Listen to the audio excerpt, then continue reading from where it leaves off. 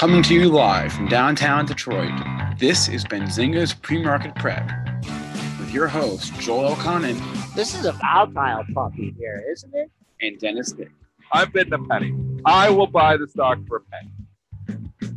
With everything you need to start your trading day.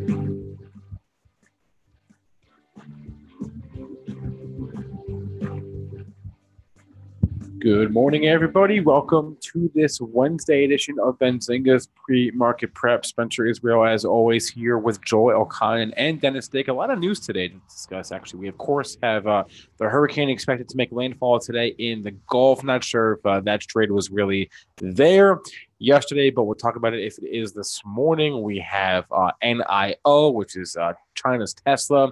Got a big investment yesterday. That is in that trending this morning and popping off that. Some activist news to discuss. Bill Ackman, Nelson Peltz back in the headlines. We have one earnings, and that's fast and all, and it wasn't good, and a lot of analyst activity. We have activity this morning from the analysts in Dropbox, in McDonald's, International Paper, Ferrari, Discovery. So a lot to get to on our show. Our guest today will be Ivan Feinseth. He is a partner and CIO at Tigress Financial Partners. He'll join the show at 8:35. Joel, what is up in the overnight markets? What's up is that the S&Ps are down by 5 1/4. Nice, about a 10-point range here. Your pre-market high stands at 91 1/4. Not much there. Double close from Friday and Monday at 893.75 and 94. Important to get back above the close.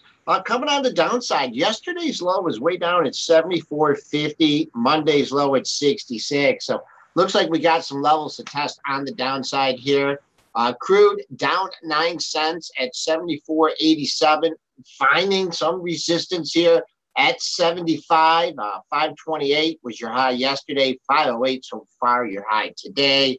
Gold under 11.90, down $1.80 at 11.89.70. Silver in the red by 3.5 cents at 14.36. And guess where Bitcoin is, Spencer? You get one guess and only one guess. Same as yesterday. 6,500. Doesn't move. Does not move. Boo. What? It's the story is over in that, but we got a lot to discuss here for a non-earnings day, non-economic data day. Triple D, what is on your radar? A lot of ratings changes. We'll get to those in a second, but a lot of individual movers here too. Individual news. We saw a nice move up in Tesla yesterday. I put a swing trade on an AMD yesterday, which I haven't done for a while, at least on the long side. And lots of day trades here going on, lots of movement from CNBC last night. I want to start with this PPG story, though, here, because the stock gets murdered yesterday. So we know the cut guidance stock goes all the way down to $98.31, closes near the low at 98.56. And then we get a headline after hours. And Spencer, I'll throw this to you, and then I'll break down the after hours action. Yeah, Nelson Peltz has taken a 2.9% stake in PPG, 2.59 million shares. So you're talking about how much total, dollar-wise? What did I just say was 2.59 million shares. How many $1 million in terms of dollars? Yeah. I can do that real fast, but it's how many shares? How many shares? It's a 3% stake. That's they take a 3% stake. So that means 97% of your shareholders are not Nelson Peltz. Pretty small stake. This stock last night, Joel, how high did we get? Did we hit 105? We were close to 105. Close. No, 104.95. It got basically to 105, 104.95. This thing was trading actively up almost $7 last night, $6.50. After they warned, after they guide down. After the stock gets murdered, last night, people are buying this thing almost, 3/4 of the way back up because Nelson Peltz has a position that he bought 45 days ago. I felt that was ridiculous. I shorted the pop. And so I am short it still right now. I don't know where I'm going to cover, but it has given back a lot of those gains there now. So it got up to 104.95. It is now trading at 101.11. So it's already given back $3.50. So I'm up pretty good on this trade. I'm probably going to cover. I am going to cover it here today. If I could get her in the lower hundreds, I would probably cover it. But I just thought yesterday's move was absolutely overdone, and I was fading the pop, and I'm up in the trade right now. We'll see if I can get paid when the stock closes, or when the stock reopens here near the open. So that was just for you. That was just an irrational, just an irrational trade. The market, you're seeing after hours. There's not much liquidity after hours. The bots are buying up on the headlines. You got some retail traders buying up on the headlines. Ooh, yay! Peltz is in. They're going to break up this company, and we're all going to make money. Well, I don't want to be this. But this was a complete dog yesterday. This fell out of bed. There's going to be a lot of people who are underwater, and I think that's why you're already seeing people get some of it give it back. I mean, Peltz, yeah, he can move stocks, but you're talking about a very small position. Not like you took a 20% stake in this. 2.9% is pretty small. So you're getting that big of a pop last night. I said sold to you, so that's why I shorted the stock. Still short it. I will cover it here today. It's just an overnight trade. I thought it was irrational. I'm already up over 3 points in the trade. So I'm probably going to try to cover this in the lower hundreds if I can pull back, because it's worth something. It's positive news. I just thought it was way overdone last night. He owns 2.9% of a almost $24 billion company. It just was way overdone in my opinion last night, and the market's showing that this morning. I think it's getting fairly priced in here at 101.11. It's getting a lot more rational here now. So the question is, can it come in a little bit more in a weak tape? Maybe. So I might try to get a little bit more out of it, but I'm looking to cover this thing this morning. Well, first of all, if he bought this 45 days ago, this thing's had a big range. I bought it, yeah. Yeah, I mean, it's not the greatest thing that it just took, but he hasn't been super successful convincing the board of Procter and Gamble. I can't remember that with that proxy fight and stuff. So, I mean, be careful when you do these things. I surely hope this wasn't any of our pre-market prep traders buying that up there at 104.5, 105, and just overhead supply. We talk about this. Dennis, if you really want to hold out the close, I guess you could hold for the close of 98.56. I don't think you're going to get that. Yeah, I don't think so. Because it is positive news. I mean, Peltz is in. It's not a bad thing. It's just not a thing that's worth a pop on a $7, $6.50 exactly. pop on a stock that just warned, in my opinion. So I just saying, here's a dog, classic, Spinner and I talk about this all the time in the chat, selling, pops, selling rips on stocks that are out of favor, stocks that are in downtrends. This thing broke every trend and formed a new downtrend yesterday. So we're even new to the trend. And here you get this, wicked pop here last night, getting 2/3 of the losses back as Peltz is in. Nothing's imminent happening here. So I was just taking that opportunity to put on a short, which I did. All right. There's some really shocking news in the retail world about Sears Holdings. And I don't know if anybody heard, but they might be going bankrupt, Dennis. When did this go under $1? That's what I want to know, because we've been talking about Sears going bankrupt on this show for, I feel like, years now. So it's been years coming. But when did it fall under $1? 4 days ago. I never noticed, or 7 days ago. Never noticed it under $1. The leak continues here. What do we got? 7 or 9 of the last 10 days are down. Stock no, down listen to this. What's the headline now? It's down 30% this morning. Is it over? Is this looking like it's over? Well, I mean, it looks like it's over. Is it over? Well, they hired someone to prepare a bankruptcy filing, so that generally means it's close. Yeah. This has been, one of those, and we've said JCPenney, the other one. So you got Sears, and JCPenney is still alive here. It's still trying to hold on at $1.67, but I feel like eventually it's going to go the way of Sears as well. You can see, the stock is $7 just a year and a half ago. It's now $1. It's $40 back in 2012. I mean, stocks go from 40 to $1. They usually eventually continue their run to 0 or close to 0. But I mean, now it's 40 cents. These things go bankrupt. They don't typically just go straight to 0, maybe go 35, 30. They go bulletin board, they delist it and can trade over there on the hope trade for a little bit, but it's usually the hopeless trade. So this is not enough meat on the bone for me to go short Sears now. And 12 out of the last 13 sessions, Sears has been lower. You did have a matching close at 81 cents. So someone got the memo here back at the end of September when we were giving the memo to everyone. We've been giving the memo for 5 years that we think Sears is going bankrupt. Dennis, explain why it's a difficult short to stock to short at 40 cents right now.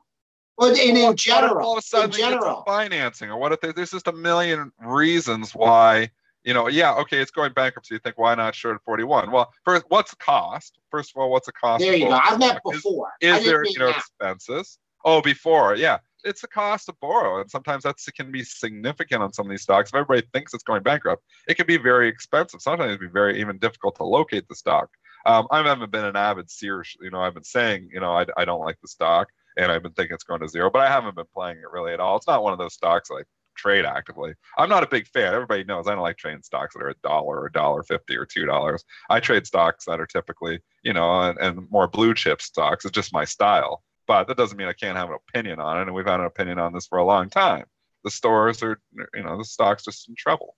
And it's been in trouble for a long time. And it's 40 cents here now. But if you're coming here shorting it now, there could be fees involved. You could always have headline risk. What if all of a sudden, we found somebody that's going to give us short-term financing or something. Then go to $1 or $1.50 on you then. And then you're in trouble too.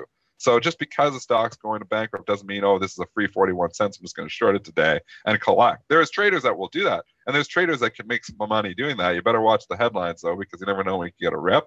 And you also never know when this thing can become hard to borrow, which probably already is, and pay some pretty, astronomical fees to short the stock. So, there's some stocks that you can pay up to 200, 300, 400% a year to short them. So it means if you're calling a bankruptcy, if you're paying, 300% a year for a stock to go, or to borrow a stock, and it takes more than 4 months to go bankrupt, you lose. So, it's all timing, and shorts and the fees involved really throw a little wrench into the plans of just shorting every stock you think is in trouble. Okay, all right. S&Ps continue to leak here. We're down 6. 81.75 is your low. 82.25 is our last print. You have an intraday low from yesterday at 28.79. And just for clarification, when I talk about an intraday low, I'm talking about from 9:30 until 4:15.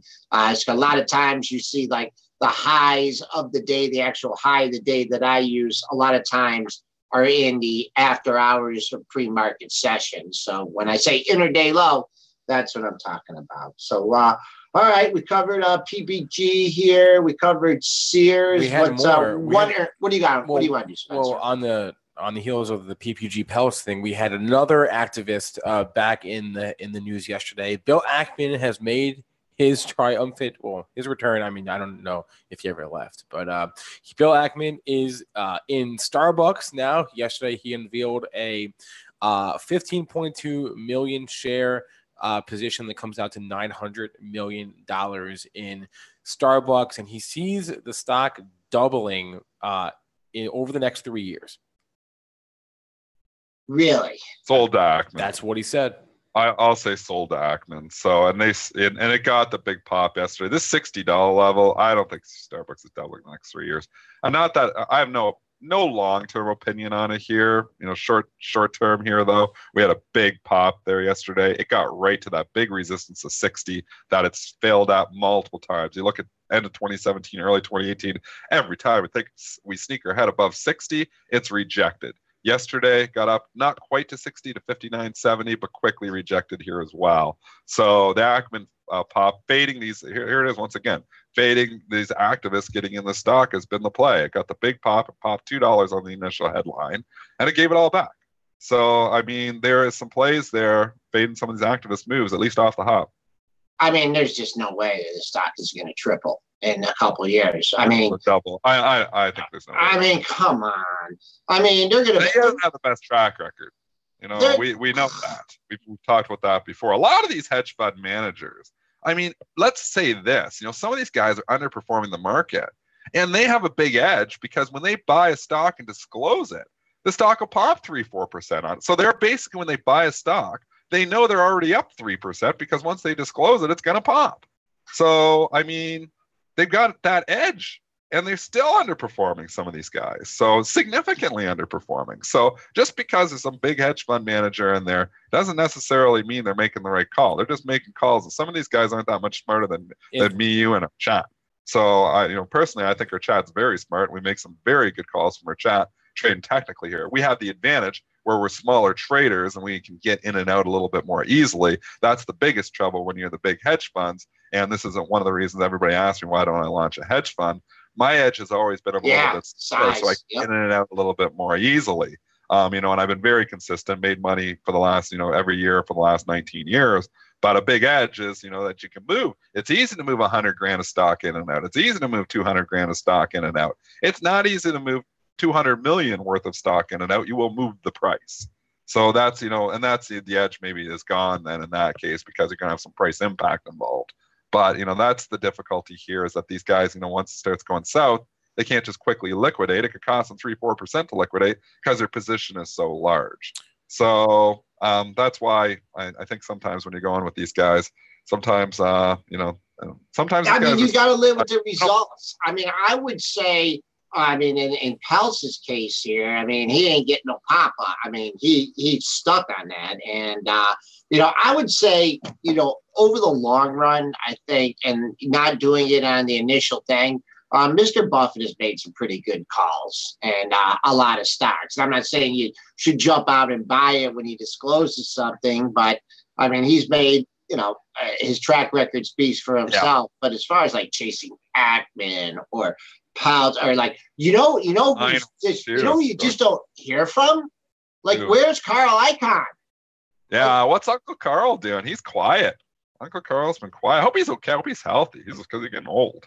He's quiet. Uncle Carl's been very quiet. If I can play devil's advocate on Ackman for a second, this Starbucks position makes it his third largest in his portfolio, and the two that are larger are QSR Restaurant Brands, which is the owner of Burger King, and Chipotle. So it's obvious that he thinks he has an edge in the food sector, right? He's got QSR, he's got Chipotle, he's got Mondelez, and he's got Starbucks in his portfolio. So he thinks he knows. He's hungry. He thinks he thinks he knows something about what it takes to run a major food conglomerate and for the stock to go up. So either he's right or he's not. But this isn't a one-off. This isn't like him, like his ADP thing. I thought was weird. He announced a very aggressive campaign to oust the CEO. He lost the proxy vote there. That was like last fall or this spring. That seems sort of like a quick thing that was in and out, over and done with in a couple months, or at least that's the way it seemed, in the public. But he is heavily invested in several food stocks. So he thinks it looks like he's looking for like a big payday on something, because that's been a sector that's been. What's interesting too? These aren't value plays. Chipotle, it's not a value play. What's the multiple on that? It's like a lot of these hedge fund managers go in when the stock's been really beat up, the PEs are low, and they want to shake things up, try to find some growth somewhere, and expand the multiple. But on a stock like Chipotle, CMG, I guess it's still growing, but the PEs, what is like 70 on that thing? Yeah, 73. Yeah, 73. And what's a P on Starbucks? Okay, well, it's not that bad. It's 18 or 19, so it's a market multiple. But there are stocks that have P's a lot lower than that. So he's not jumping in these things as value trades. He's jumping these things, for different reasons. Even QSR, I don't think the P is that low on that thing either. I gotta go check that out too. QSR, it's 30. So it's interesting, he's jumping in here, and these aren't necessarily value trades. But all I'm saying is I'd rather follow someone into a trade who – it's not their first time in a trade like this, in a stock like this, or even in an industry like this. So at least he's been in the restaurant game here for a second, and is clearly his three largest positions are all restaurant stocks. So we'll see how it works out for him. But that I thought that was an interesting pattern in Ackman's portfolio here. Shall we move on? 820? Yeah, let's move on. Okay. Lots of ratings if you want to try to cover a few of those. There's some big ones, but let's go to the earnings stock. There was one earnings stock here. Let's do it first. Okay. Fastenal was reported earnings here. FAST. I'll get that up in my Benzinga Pro here. Earnings this morning, Q3 EPS 69 cents was a 2-cent beat on the estimate. Sales 1.28 versus $1.27 billion. So a slight beat on the EPS, a slight beat on the sales number. The Q2 EPS guidance, the Q4 EPS guidance or actually the adjusted figure. I'm sorry, the adjusted figure was bad. 57 cents was the adjusted figure, and 67 cents was the estimate. So on an adjusted basis, their EPS missed by 10 cents. Even if you go by the non-adjusted figure, it's a slight beat, and it's not good enough. Down 4.7% here in the pre-market. How low have we been, Joel? Did you right here, Dennis? We're at the lowest. I'm curious because it's 52.74 is the low, and the previous bracket was 52.75. Do you see an iceberg bid there or anything? Or not really. I do see it's bounced off this level a couple of times. Yeah, but that's it. We're leaking here, though. There's no sign of a rally here yet. Exactly. Only 30 cents off the low. Yeah. I think I might hold out here for 50.82. You had a gap up day. You got a gap between 50.82 and 49.99. So maybe 50. I mean, if you really want to hold up, this thing could, because there's going to be there's going to be sellers on the open, right? I mean, there's not retail. Just I don't know about the effect of how many stops are in this stock, but since it closed at 55.64, boom, there could be stops or they take it down, but maybe you get a gap filled down to $50. Another low at 50.82. So that'd be a level. Back on the upside, I mean, I don't know. I mean, you're right here. 53.05 has been your highest since you made that low. And I don't know how good this is like for the overall economy, Dennis. Fastenal, the nuts and bolts of the economy, the housing, the XHB absolutely in the gutter. Yeah. GM and Ford, oh my God, they make so much money. We got to talk about those. Yeah. I mean, is this good? Can we just rotate out? It's not good that Fastenal misses, but the one thing is, I was going to say, even on an adjusted basis, whatever it is, it's tough tape they're reporting into too, because sentiment on the overall market has turned slightly. I mean, we're not in as good a shape as we were 5-6 days ago when we were talking about all-time highs. Market's a little more spooked here right now, so they want perfect. They're one of the first companies to report here coming out, and it's a tough time to report because the market is a little spooked. So I was leaning, and I didn't have a position on here, but I was thinking about, I don't really want to be long anything going into a report here right now, just because this market is a little more apt to sell the pops than it is to buy the dips right now. But that being said, Fastenal is a stock I've wanted in my portfolio for a long time. It got in the mid 40s and I kicked myself because I did not buy, and then obviously I had run over 60s. Get back in the mid 40s, I will probably buy this as a value play. It's got a nice dividend, 3.02%. It's going to be a better dividend here today, as obviously the stock price is coming in. I think you got under 50. I think you got buyers down there, but still a tough take. But talking about, you brought up Ford and GM. I mean, I'm murdered in Ford. So this is one of my worst stocks in my investment portfolio here. I had it in there. It was a nice dividend. I bought it $13. It was a nice dividend of 5%, I thought, and it was reporting pretty good earnings back then. Seemed kind of, seemed like a good, nice value trade. It was a value trap, and I've been dead wrong about it. The yield's up to now 6.69% with yesterday's fall under $9. It seems like no hope in sight because, hey, they've been reporting pretty good numbers and the market just hates it. So these stocks, Ford, GM, absolutely hated. I don't see any reason, to come in here and be buying more because they're just not liked. They're not liked by the market. Even with the value trade for the couple of days we were talking about value stocks coming back into favor, these stocks really didn't even participate in that. So yeah, Ford was up 20 cents the one day, but I mean, really, you look at these things, GM, they don't care. And I don't know if it's going to be Tesla in the lunch. I don't know what's going forward. If nobody's going to buy cars in the future, but I'll tell you, for whatever reason, they don't care that these companies make a lot of money right now because they don't think they're making a lot of money going out in the future. Did you know that Ford bought the train station downtown? Did you know that? No, what the train station is? What do they do with that? That's a good question. I can tell you. I can tell you what they're doing. They're turning it into that's housing their like self-driving car unit and all their like emerging units. That's all. That's where that's going. So any sort of like AI, self-driving car, electric vehicle, that's all going in the train station. And maybe there's a little trepidation here, by shareholders because they paid it's a huge building. They paid $150 a square foot for it. And I mean, nothing goes for $150 a square foot in Detroit. I mean, some people are looking at it, they just wildly overpaid on that. And I don't know how they're going to get return on it. But I mean, they just gave a gift to Matty Maroon, who, bought that thing on the cheap. So I don't know. I guess they're planning a whole community, right, Spencer and Driver? Maybe they got something in their back pocket. But, on top of, just being hated on the street, I'm sure a lot of investors looked at what they paid for that, $150 a square foot and said, I'm done with this company. But we'll see what happens.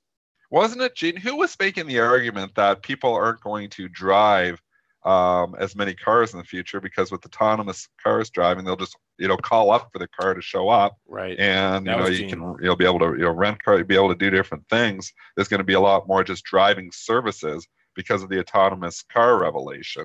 And people are not going to need to own as much cars in the future. Was that Gene talking like that? Yeah.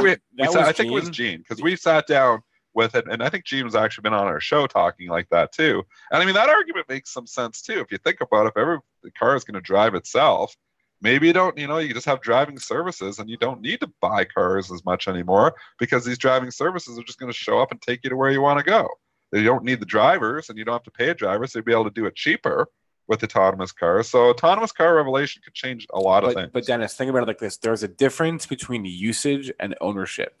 So maybe there will be less car ownership, but there will not be less car usage. Yeah. So, and that's, I think, what the point that Gene was making. So if there's less car ownership, that's major problems for Ford and GM. But someone's got to own the cars. So, Well, if you need less, though, there's some days maybe you don't need a car to sit and parked out in your driveway. But car usage won't go down. So there will still be a lot of cars on the road. It's just a question of, do you own it, or does Uber own it, or does an Uber driver own it, or does someone else? But if you think car usage could go down, Spencer, because think about it, you're doing a radio show, you're sitting at Benzinga all day. Well, your car, if it was owned by somebody else, could be driving around other people now. Yeah. So that it's not just sitting there on the parking lot. Yeah. Where you have a full parking lot full of cars, you don't need that. And you know what? If you have parking lot stocks, maybe those are the ones you short there too, because if it's all going to be autonomous cars and driving services, you're not going to need as many parking lots either. And Gene and I went at this. I know we got some interviews, and this was about a year ago. And I was taking the bearish side at Tesla. I just don't think the infrastructure's there for driverless cars. I mean, you look at the different, we got the circle right side of our office here at Campus Martius. And another thing, Dennis, you got to come over for lunch here. It's crazy. People are going around on these little scooters, these little electric scooters. I am so afraid that someone's going to get hurt on these things. They're just zipping around. They're going, what, Spencer, how fast do those things go? Like 20 miles an hour or something? They don't go 20 miles an hour. I think I bet you they do. I'm going to look 15, it up right now. All right, maybe I sold at 20. But no helmets, no knee pads, nothing. They're just zipping in and out of traffic. I mean, you talk about a lawsuit ready to happen. I mean, 15. I don't even want to touch those things. So, have you ever been to Amsterdam? No, I haven't. Holy cow. And that, if you want to talk about like crazy driving going on, the bicycles in Amsterdam are just insane. They have these bike lanes, but the bikes are zipping so fast. And I'm not used to it. So I can remember, you're just talking on the street and the bike lanes are just full behind you. If you just step back, you're getting hit by a bicycle. They have bicycle parking garages. Bicycles are crazy. So, not that it's a scooter. A scooter's going to hurt a lot more than a bicycle, but somebody is zipping around going 20 or 30, or 20 miles an hour on a bicycle or 15 miles an hour, but it hurts too. So I don't know if it works well in Amsterdam or not, if people get injured with bicycle accidents. But when I was there in Amsterdam, I was only there for a day. I was on a European tour. I was like, holy cow, these bikes are crazy here. All right. We got someone new in the pre-market prep chat here. Pedro, could you talk about media companies like CBS, Discovery, and LGF? So all over the news here today, too. Yeah, great question. Good job, Pedro. Yeah. Okay, Spencer, why don't you get us the LGF news, and then we'll take it go Discovery first. It's got a rating change. Yes, Discovery was upgraded this morning at Credit Suisse to outperform, and they raised their price target to $40. So this is Disc A. And it's popped up here. DISCA has had a nice run here, Discovery. So this has popped since, looking at a year ago, $16. Now we're over $33 here in the pre-market. So it's doubled in the last year. I've been talking about this for a while, these media plays, and I own a lot of these in my investment portfolio. I do not own Discovery. I do own LGF in my investment portfolio. I do own AMCX in my investment portfolio. I've been talking about AMCX has been doing well last couple of days. It sold off because Goldman gave it a downgrade. And then Walking Dead episode that they started with on Sunday, I watched. It was terrible. I almost wanted to sell the stock just because the episode was so boring. But anyway, side note. These stocks, though, like DISCA, LGF.B, these are potential, I think all of these are potential acquisitions. I believe it, and that's why I own a couple of them in my investment portfolio, because content is king. And these companies are producing some pretty good content. The multiples are reasonable. I kind of like all these stocks. Okay, that's pretty broad. Discovery A here, let me just take a look. $34. That's the all-time high. You hit that a few days ago. Actually, might have been a little bit over. Nope, 34.06. That was your all-time high. Your all-time closing high is a little bit above that, 33.32. So keep an eye here, see if there's a seller at 34.06, and if you could post a new all-time closing high. The only thing about buying this up a buck, and I know this is one of my weaknesses too, is like, I see the SPUs down 11 and heading lower. I mean, I'm not buying stock short term chasing. Yeah, I'm not. Yeah, short term, I'd wait for this to come in. Maybe if it came back down to the lower 33, and this is really important to see if they're just going to fade the daylights out of this. You had a double top at 33.02 and 33.11, so it obviously had a seller at 33 the last few days. But if this doesn't hold 33, it starts to leak here. I could see it working its way into the lower 32 handle. Yesterday's close is 32.36. All right, and then there's Lionsgate news too.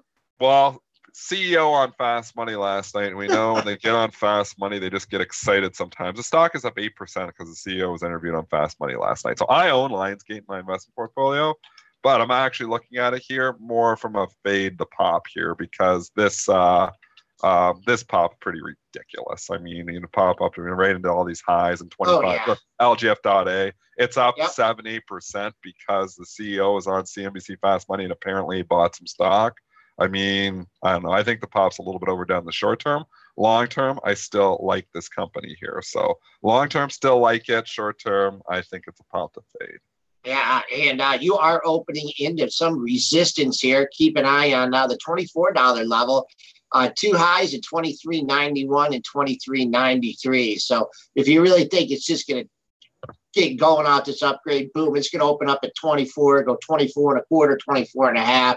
If not, I'm looking for a fade. Or did we get any economic data here? What is going on, Dennis? What are you doing to this market? We're getting hit. I only have 14 positions on overnight, so I've actually worked out of a few of them here in the pre-market, but I'm pretty light. I didn't really trade. It was my kid's 4th birthday, so I didn't really trade much last night. So that's why I don't have a lot of positions on here right now. But we had PPI. What's going on? We're down 9 handles. Well, we had PPI come out, which isn't normally a market moving indicator, but and it was in line month over month and year over year. So I don't know. This market's spooked, man. It is. Well, look at China, Joel. Look at Alibaba. Baba goes down $3 every day. Every day. Like, where's it going? I'm $144 here now. Maybe we'll go back to 100 when we originally talked about buying it, and then. Well, I'm going to buy more if it goes down to 100. But holy cow! I've got that small little. I should never put the investment on. I had it on for the swing trade. I was up 5 points, and I was like, you know what? I'll stick with this a little piece of it long term because I didn't have much exposure to China. Horrible. You got 20 points in it. I was at 160. Well, I bought at 161, popped to 167. I sold 3/4 of the position out, and I was like, I'll hold a little piece long term. Awful. The thing's now I'm actually down in the overall thing. I sold 3/4 of the position for a 5-point gain. You just got to start going all in or all out, Dennis. I know I do. You're like your Micron debacle. What other debacle you got? Whenever I do a partial position, it's always bad. I'm shorting it. What do you want to buy partial? Piece, I'm always wrong. Facebook, Dennis. What else do you want to buy? I know. So here's my partial positions that I put on. I put on Micron. I put a partial position on Facebook. Remember, I put a partial position on Tesla. It went down 50 points. Then it popped back up. It was like sold. And then what's the other one? There was a partial position. When I put partial positions on, I'm dead wrong.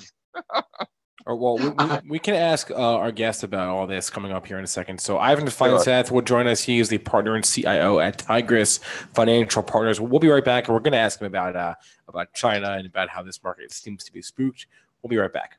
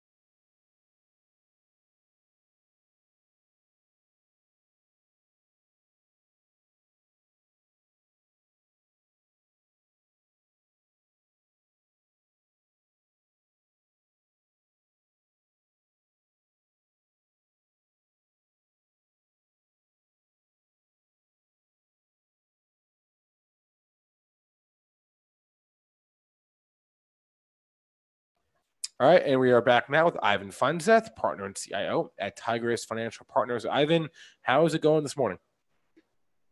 It's going pretty good. It's been a tough few days in the market, but I am still bullish and optimistic, and I like these pullbacks to give us opportunities to buy a lot of the stocks that I like. Yeah, let's talk about these tough few days. First of all, everyone's got their own opinion as to why the consensus seems to be has to do with the bond market. But just what was your impressions of this weakness we've had in the past week or so? Well, I think that there's a lot of concern and a lot of worry, which is good. A lot of people looking to, take profits in things that are up.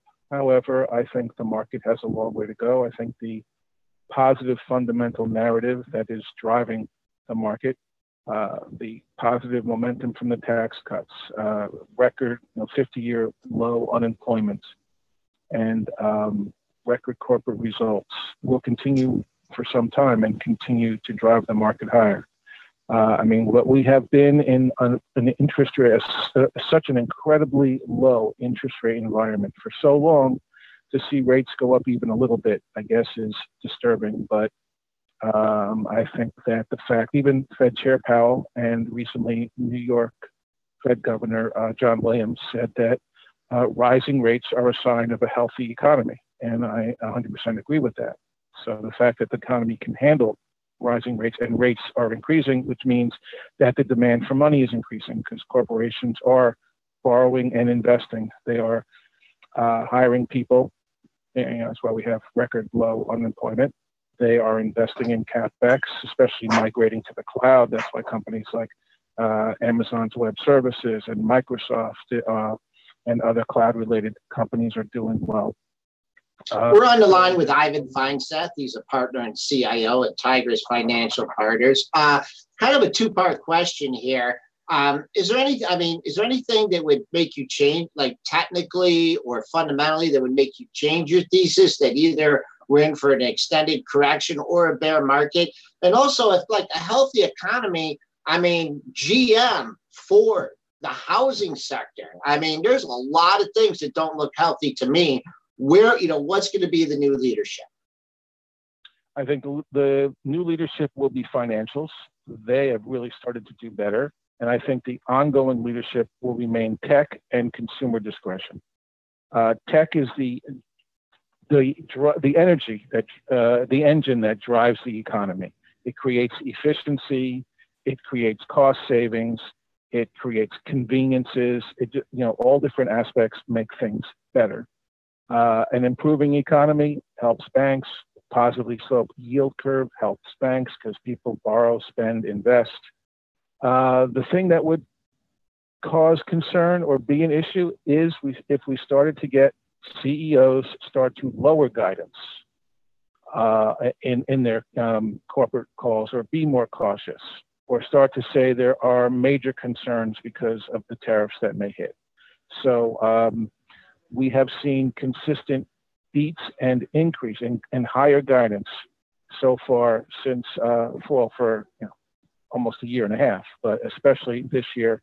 And the majority of the positive momentum and the reason for the reinvestment is the positive results of the tax cuts that we had at the end of last year. So corporate outlook, which is usually cautious, remains strong. And that would be the first indication that there could be problems. All right, that became negative. All right, let's get to some of the your favorite plays right now. Give us one or two of the stocks that you are most bullish on. Well, I like to talk about two stocks that are not widely followed. I mean, I like Amazon and Apple and Microsoft, and Intel is not loved, and I do really like Intel.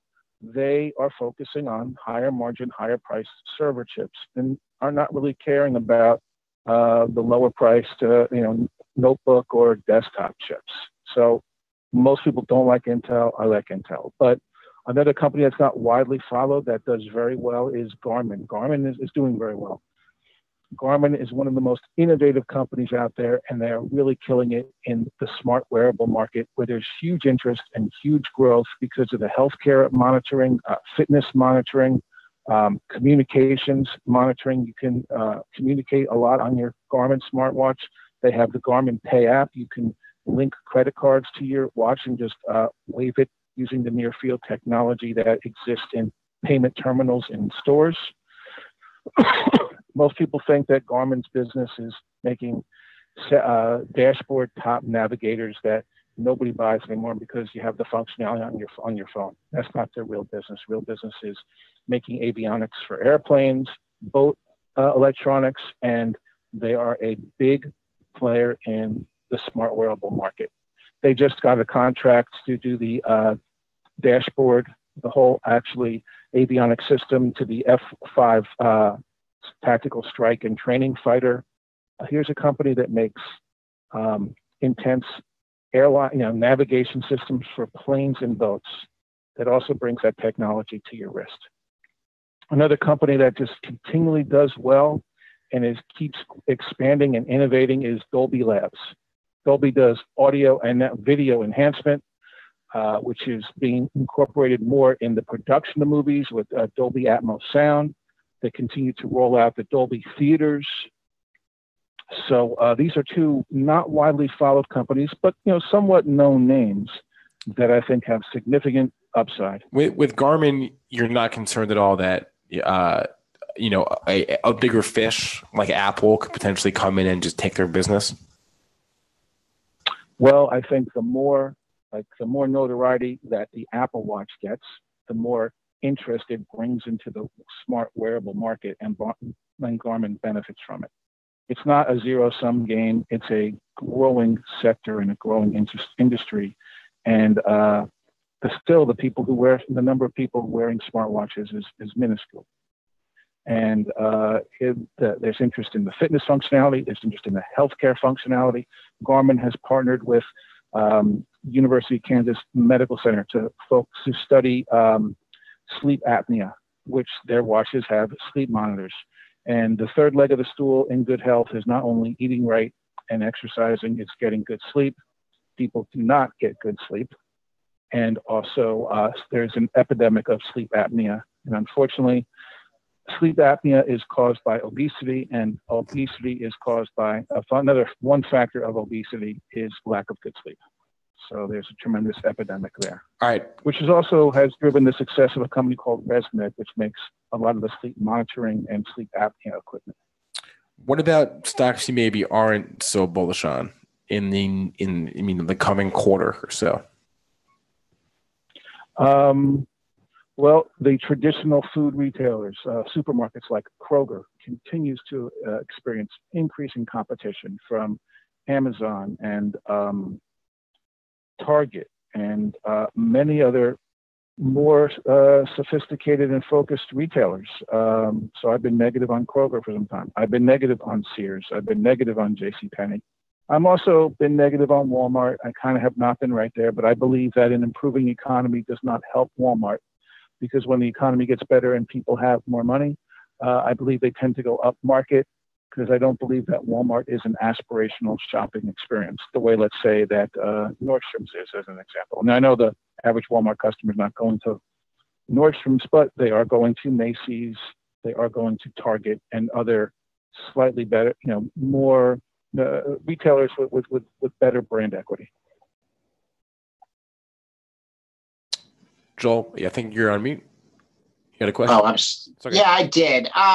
You had the tech bubble, the housing crisis. You had these different things, and now, I don't know how much you talk to individual clients or whatever, but this move in the marijuana sector. I mean, is that there's different things, there's different bubbles. Is there anything anything that you're following in that sector, or does that kind of give you, when you see stocks like Tilray, going from $20 to 300, does that kind of you're like, man, maybe there's a little too much froth in this market?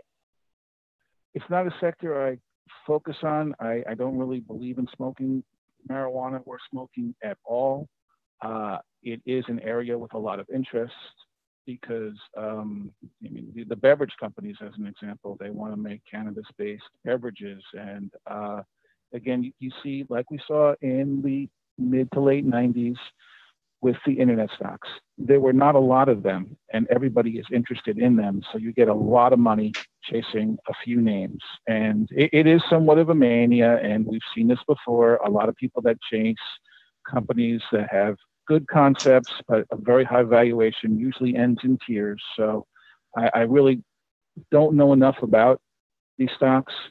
There's issues with their financial. They're not allowed to have bank accounts. The federal chartered, not allowed to put their money in federally chartered banks, because while various states have legalized either the recreational or medical use of marijuana, it's still illegal federally, and the federal drug laws are enforced by the DEA, which is a federal agency.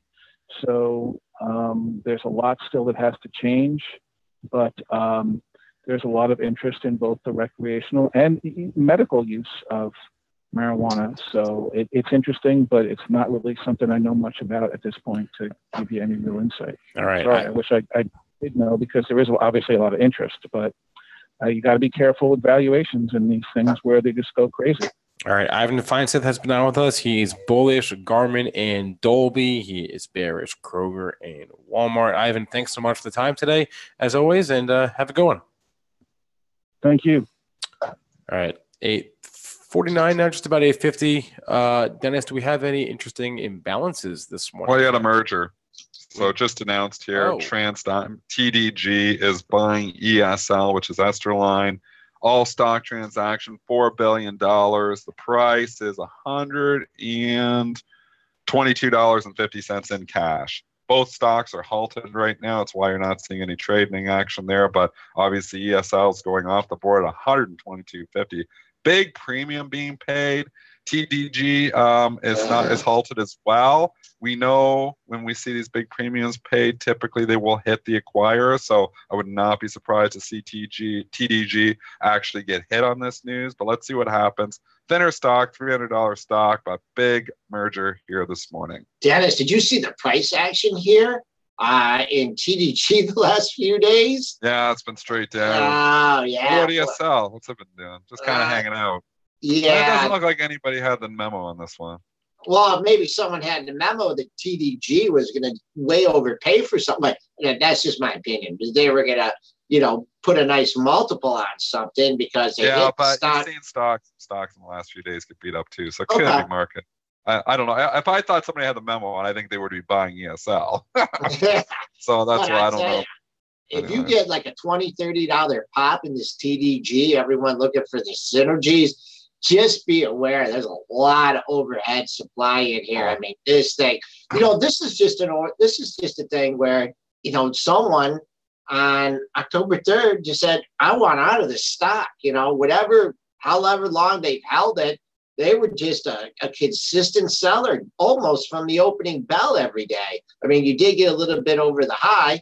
Actually, the high from yesterday was the opening tick. So, once again, using those opening prices is an indicator. So, I think it's going to probably sell off on this. When it's a pretty big premium, $4 billion. Well, what's the market cap TDG? This is always a thing to go look at because is it how much they swallow and how big of a pill is it to swallow. TDG market cap is 18 billion, and they're paying another extra billion really over what the market value was of ESL yesterday. So wouldn't be surprised if they shave $1 billion off. That's what they seem to do. So you shave $1 billion off the market cap of this. There is outstanding 52 million. I mean, you could see this thing drop $20. So I think that's what likely happens here. But funny things happen. Maybe they'll like the synergies. Maybe it'll pop. But I'd be scared buying any pop in this, and I'd be prone more to sell any pop. And I think you might not get that chance. I think it might actually open down when it reopens. Do we have an estimated time, Spencer, of reopening these? No. Have they NASDAQ disclosed that, or the exchanges disclosed that? Sometimes they do, sometimes they don't. You can always go. A good site you can go to is this thing. Well, you can just Google, and I don't have a bookmarked. I should, but it's NASDAQ trading halts, and you can actually just go look, and they'll give you time. So I'm going to the NASDAQ right now. You can see that both of these stocks were halted for news at 7:45 this morning. There is no quote resumption time yet. Nothing posted here yet. So these are NYSE stocks, but they obviously trade on the exchanges, and NASDAQ tracks it too. So as of right now, we do not have a resumption time for ESL and TDG. When we get that, we will let you know. And I should also add that we automatically pipe that into Benzinga Pro. So all halts and resumptions are automatically. Get your Pro. You don't have to go anywhere else. Don't gotta go to any other third-party site. One-stop shop, that Pro. Yep. So we don't know when they will resume, but when we do know, we'll know, and then you'll know. But let's talk. Sympathy plays, Dennis. Oh, it's aerospace. That's tough. I don't know. You can think the big guns, but I mean, there's smaller companies too. Like I own this one little aerospace company in Canada, it's CAE. I'm not sure, or actually no, it's CAE, I believe it is. Is that it? I own so many stocks in my investment portfolio. I'm going to make sure I get the ticker symbol right. It is. It's C. No, wait, that's not it. I always get the symbol confused. C. Oh, what is it? I own this. Is this a full or a partial position? No, it's a full one. I've had it for like a decade. I'm not touching it. Anyways, you're not touching those partial ones. So there's some smaller aerospace companies, but I don't know anything off the hop. Nothing's popping on my head. It's not a sector I follow closely. I mean, I know the big aerospace companies, but those aren't going to get a pop because those aren't likely targets. So you're looking for smaller aerospace companies. Here, we got a snap debate going on here. Wait, Spencer's got something. I got a few maybe. No, not popping, but SPR, HXL. CAE, is that the one you own, Dennis? Yeah, that's it. I thought it was CAE. Yeah, it is. ESLT, BWXT. Let's see if there's anything happening. No, I don't see any movement in any of these in the pre-market, and these are obviously not halted. ESLT is down. CAE is no action at all. What was the other one? ESLT, is that the one I said? Yeah, I looked ESLT, CAE. What was the other one? HXL, I said. And HXL. BWXT. And BWXT. SP. No action in any of these yet. Right. Maybe we're too early for it, but watch your aerospace stocks. So it's the smaller ones because you never know. All right, what's going on in the chat, Joel? I don't know. One guy's bullish snap, one guy's bearish snap, or I don't know if they're both guys or one gal and one guy here. But snap here. I mean, it's sold off. Maybe that is one ugly looking daily, one ugly looking monthly. I mean, I just don't. It's actually pretty smooth. It's just straight down. Trend is not your friend if you are long, and is very much your friend if you are short. I'm sticking with my $5 price target on Snap. I've had it there since the stock was like 12. So I'm sticking with it. It's not that far away now. Well, speaking of price targets, where's my IGC? Oh, 482. Oh, it's 563. It's popping this morning. So, because I have the $2 price target on IGC too, but it hasn't quite got there. Can we talk about NIO? That was asked about in the chat a few times, and I wanted to get to it. It was actually at the top of my list, and we haven't gotten there yet. But NIO, the Chinese version of Tesla, or as they build themselves as what? NIO. Yeah, NIO. That's right. I didn't understand. You know what? Big pop yesterday, 2-day move says when you get the big pop, that's, out of the realm of ordinary for the stock, which obviously that was a big move, the biggest move it's had basically since the IPO day, or the day after the IPO day. You often get a follow-through move the next day, exactly what we're seeing here this morning. So congratulations to those who bought the close yesterday. You're immediately up 10% here today. Wish I would have saw it yesterday because I actually might have bought the close. So the news is that the largest outside investor in Tesla took an 11% stake in NIO. So the thinking is this guy or gal must know what they're doing when it comes to self-driving electric vehicles, autonomous, that sort of thing. So, again, though, IPO, not a lot of history to go off of in the stock, but that's the reason for the pop. All right, let's cover a few more stocks here. James is asking about this PYX, and holy moly, but that thing got killed yesterday. I know I gave some levels on the upside. And I don't know if look at the rage. Man, oh man. I don't know what to tell you on this one. Dennis, I'll let you take it away. I don't follow the story here. This looks like, those upside capitulation pops where stock doubles in 3 days. They often, give it back eventually.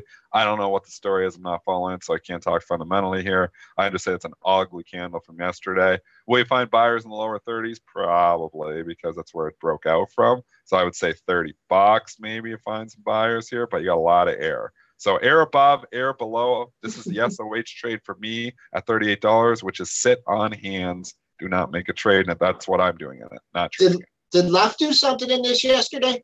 Did he come out on this one? The bubble popper there? I don't know.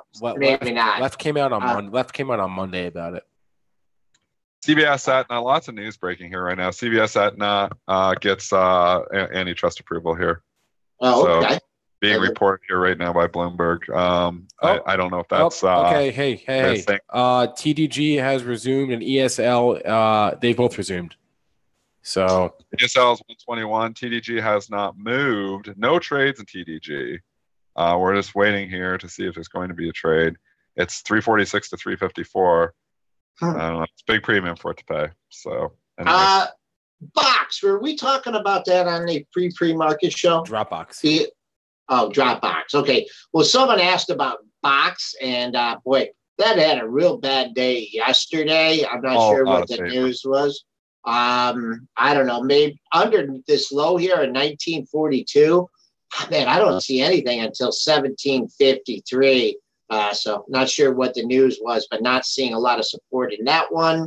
And what else do we want to cover here? I had a question from my chat I could answer. Sure. From my Twitter account here. Let me just go try to hunt my Twitter account down. While you do this that, question. You found it already? I was going to run through some ratings. Yeah. Well, okay. Well, we got a lot to. So we can go a couple minutes over here. A question from Ben in my chat. Is there any chance we cover midpoint pegged orders? When and how can they help? We'll keep it somewhat simple here because there's obviously different order types there. Midpoint pegged order is just trying to get the midpoint. This was very helpful. I was using a lot of midpoint orders when we had the tick size pilot on because I don't want to pay nickel spreads. So I would try to get down at the midpoint. So you can send midpoints on multiple exchanges. Sometimes, it depends, there's different off exchange market makers. I use Coda Markets. I also use IEX. You can use their midpoints. Goldman has their own midpoint software trying to get down and look for liquidity at the midpoints. You can run it through dark pools. But all a midpoint pegged order is trying to get filled at the midpoint between the bid and the offer. So sometimes there's not a lot of liquidity. You can send an order through Coda Markets or IEX trying to get down at the mid. They will ping and see if they can get some contra liquidity going. But that was very helpful when stocks were trading nickel spreads because sometimes you get filled right at the midpoint. If the stock is, $5.50 to $5.55, I get filled at 5.525. So I'm saving myself 2.5 cents on the fill. So I use midpoint orders all the time. He's saying, with regards to shorting, when we have short sell restrictions on, when a stock falls more than 10%, you can't hit the bid to get short. So another, way, is obviously looking, to use, you can try to use midpoint orders to get short of those as well. So when you have this short sell restriction on, so that's just different ways that you can use the midpoint orders. But I really utilized it a lot when we had the tick size pilot on. But tick size pilot ended there, I believe, a couple of weeks ago, so I don't have to worry about it quite as much. I also use midpoint orders in the morning when you have something really wide. Like, for instance, I was trading RE yesterday, which is Everest Regroup, was playing the hurricane trade, which we didn't talk about today too, trying to short some of the reinsurers. And this thing was like 4 points wide off the hop. So I was using the midpoint to try to get out of a short that I didn't want to be in. So I put it on at the open, and then it was no liquidity in the thing whatsoever. And I always think this, every time I go in RE, I think, why am I putting this on? Because there's never a bid, there's never an offer. You know, you get a couple hundred shares of it. It feels like you move the market 10 points. So anyway, so I used the midpoint order. I actually got out, using code of market. So lots of different services offering midpoint fills. They do come in handy sometimes when there's very low liquidity. All right, just a quick. Wait, there's this, like, the IMPV is getting bought here now. Imperva. So we got Imperva is to be acquired by Thomas Bravo. So IMPV is another stock that looks like it's getting acquired here this morning too. $55.75 is your price. Oh, what is it? What's the price on that one? $55.75 on IMPV. $55.75. So IMPV, and it is halted too right now, is it, Spence? I believe so. It should be. Deals flying out of here. Yeah, man. Keep up with all this news. Deals all over the place. Oh, yeah. Well, the market sold off a little bit, Dennis, to the all-time high. So there's just got to be deals out here. You just got to buy everything. All right. I'm just going to quick wrap up here. S&Ps fell out dead here. Down 10 handles at 78.25. We haven't reached yesterday's low yet. I'm going to give you two levels on the downside. 28.7450. That was your Globex low from yesterday. And then the low from Monday was 29.66. On the upside here, I'd love to see a pop into the mid 28.80 handle, maybe 28.84, 85 for a little bit of a lower risk short. But pressure on the market here today. Sympathy plays for IMPV. Spinner saying Fire Eye. I will also say Fortinet, FTNT. Those are two cybersecurity companies there that could potentially get a lift here on the Imperv deal as well.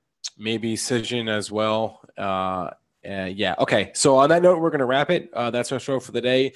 Thanks to everyone who joined us in our chat rooms on YouTube and premarket.benzinga.com. Thanks to our guest, Ivan Feinseth, for giving us a few minutes of his morning. For those of you on the West Coast, you're going to be around in November. The Benzinga FinTech Summit is coming up now. It's about a month away, November 14th in San Francisco. If you go to bzsummit.com, enter the promo code PMP, VIP as in PreMarket Prep, very important person because that is what you are, you will get a free ticket to our conference. So again, this November 14th, the Benzinga FinTech Summit, bzsummit.com, promo code PMP, VIP. And also for those of you who trade using the news, trade off the news, you probably would like Benzinga Pro. If you haven't checked it out already, you definitely should. If you go to pro.benzinga.com, you can find out all of the features we offer. We've got breaking news headlines, real-time quotes, SEC filings, press releases, a squawk, so you don't have to be staring at the screen all day. We read the headlines to you. We've got chat rooms, all that and more. If you go to pro.benzinga.com, enter the promo code AMPRO, that's Alpha Mary Papa Romeo October, you'll get 25% off a Benzinga Pro subscription. And on that note, that is pre-market prep for this Wednesday. So hope you all had a good morning, and we'll see you on Thursday.